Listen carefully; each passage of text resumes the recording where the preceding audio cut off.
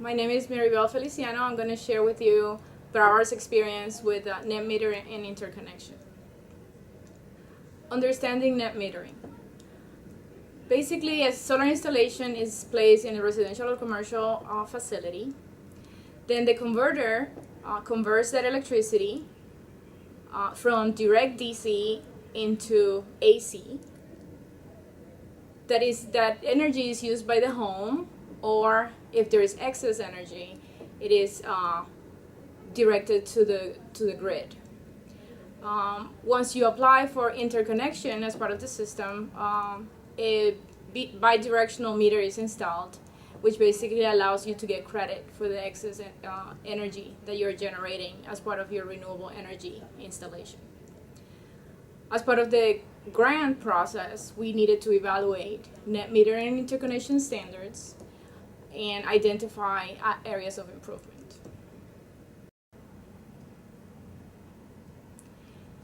In our state, a renewable energy system needs to be interconnected to the local utility company. And in order to do that, we need to establish a net metering interconnection agreement. In our case, we work with our local utility company, which was Florida Power and Light. And basically what net metering is an ability for the customer to get credit for the energy that they're generating as part of their renewable energy system. However, an interconnection agreement must be approved in order for the customer to receive credit.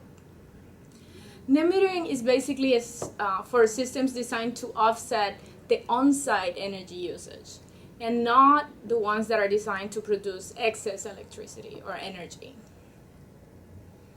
In our state, net metering rules was passed in March of 2008 and is basically requiring investor-owned utilities to facilitate the interconnection for customer-owned renewable generation. The goal of the net metering is to allow a customer to offset all or part of their energy usage as part of their individual installation.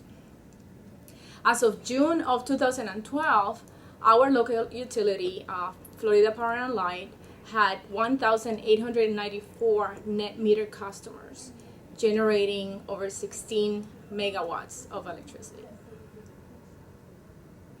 In our state, the Florida Public Service Commission has defined 8 renewable energy sources that are eligible for net metering. And those are biomass, hydroelectric, ocean energy, hydrogen power, waste heat, geothermal, wind, and photovoltaic, or PVs. Net metering basically applies to all FPL customers and is basically for small customer-owned renewable generation for, again, small residential and commercial.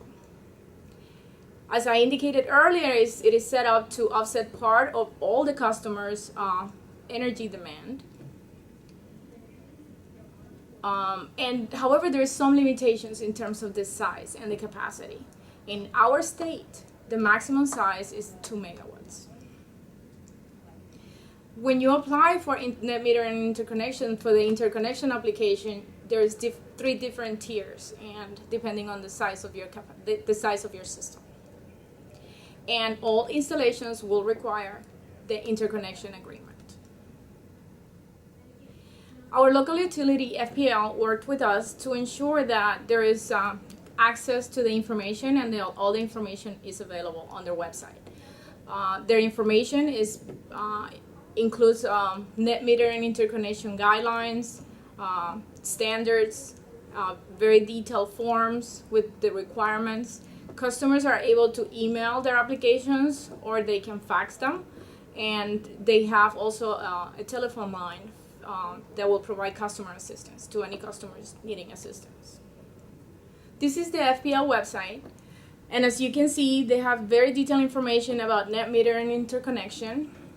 They also have the net metering guidelines, which itemize the rules that need to be followed by both the utility and the customers when completing the application.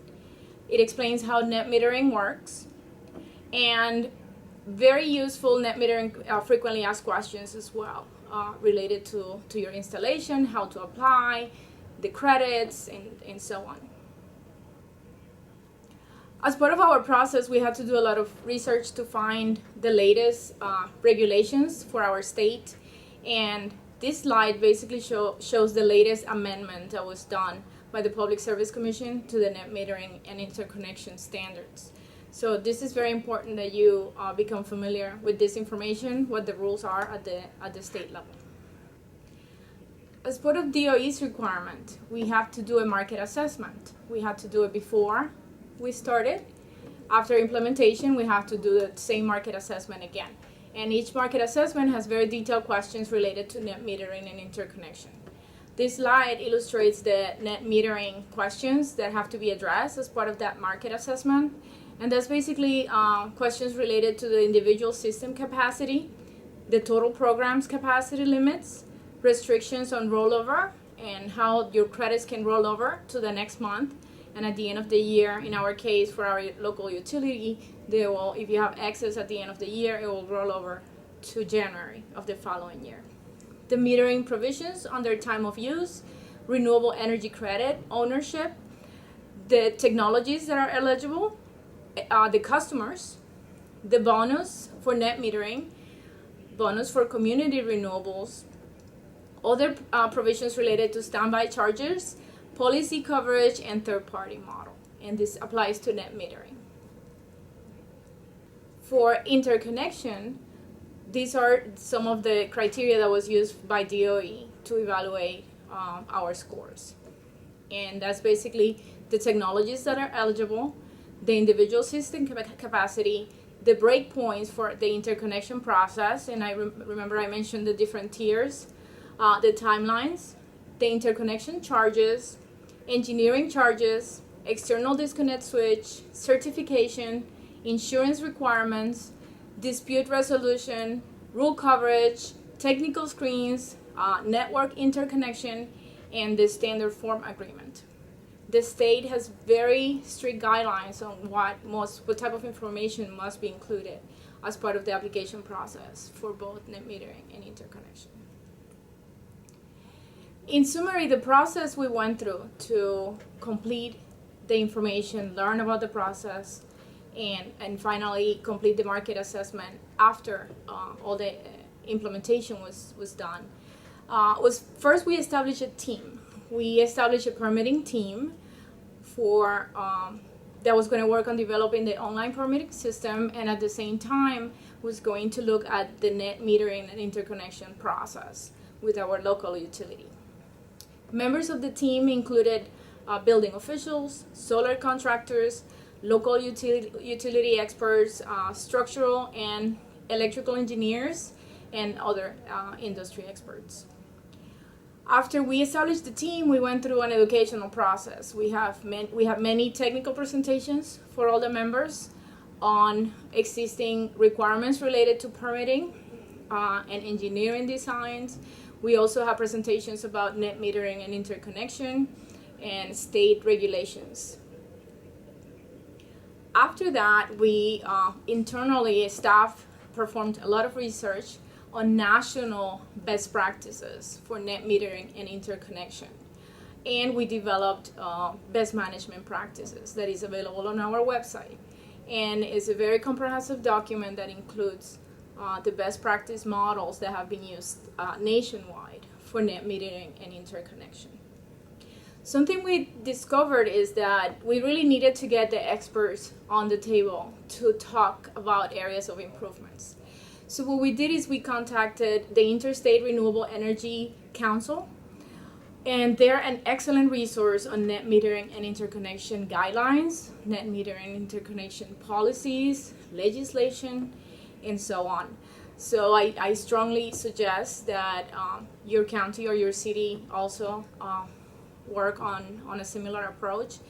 They were very helpful answering all our questions, and what we did is we set up conference calls between our local utility and the IREC experts to discuss all the areas that were of interest related to the market assessment for both net metering and interconnection.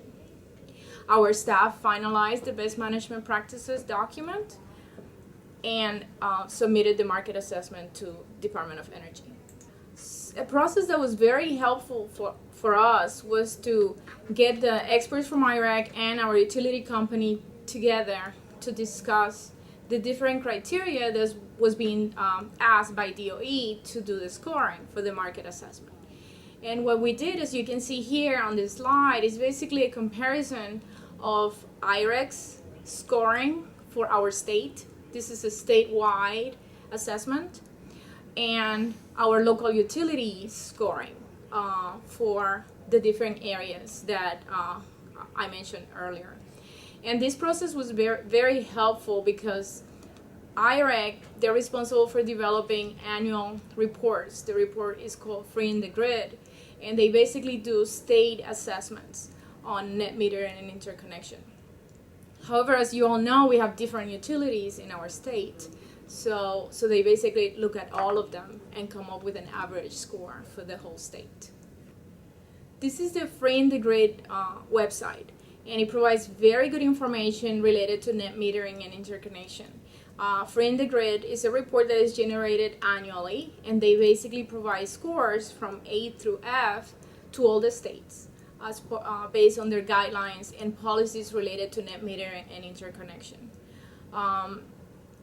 So this is very useful for you to look at the report and see what the score is for our state. In addition to the scoring, they have a very detailed report that includes recommendations on areas of improvements for each one of the states. Freeing the Grid 2012 was the last report I wanted to share with you, and this basically includes the recommendations that are provided by IREC as it relates to net metering and interconnection for our state. In your case, many of the counties have different utilities, so you will have to work with your utility to identify what applies to your utility, because there's different rules for investor-owned utilities and publicly owned utilities. But this is the general recommendations that IREC provided for the state of Florida. For net metering, we scored pretty well on net metering. We had a B for this year, and the only recommendations they provided were basically to expand net metering to all utilities, munis and CUPs, to remove the system size limitations for customers. As you may remember, I indicated that our max capacity is 2 megawatts, so they recommend that we remove that. And to expand safe harbor language to all system tiers. And you may recall me mentioning that we have 3 tiers for our utility here, FPL. The recommendations related to interconnection includes increasing the cover capacity from 2 megawatts to 20 megawatts. And again, this stipulation is dictated by the Public Service Commission and Florida statutes, so the utility cannot change that. You will have to take legislative changes at the state level to do that and to accomplish that. We should remove requirements for redundant external disconnects and remove requirements for additional insurance on larger systems. Once you go through the guidelines for your local utility, you will see all the insurance requirements that are stipulated as part of their guidelines. Another recommendation is to implement a statewide standard form agreements. And as I indicated, a lot of the guidelines provide very strict language that must be included as part of each one of the forms. However, each utility prepares their own standard form for the application process. Again, I encourage you to work with your local utility and your permitting experts and your solar industry to look at your existing processes for net metering and interconnection. Try to work with IREC as well to get some technical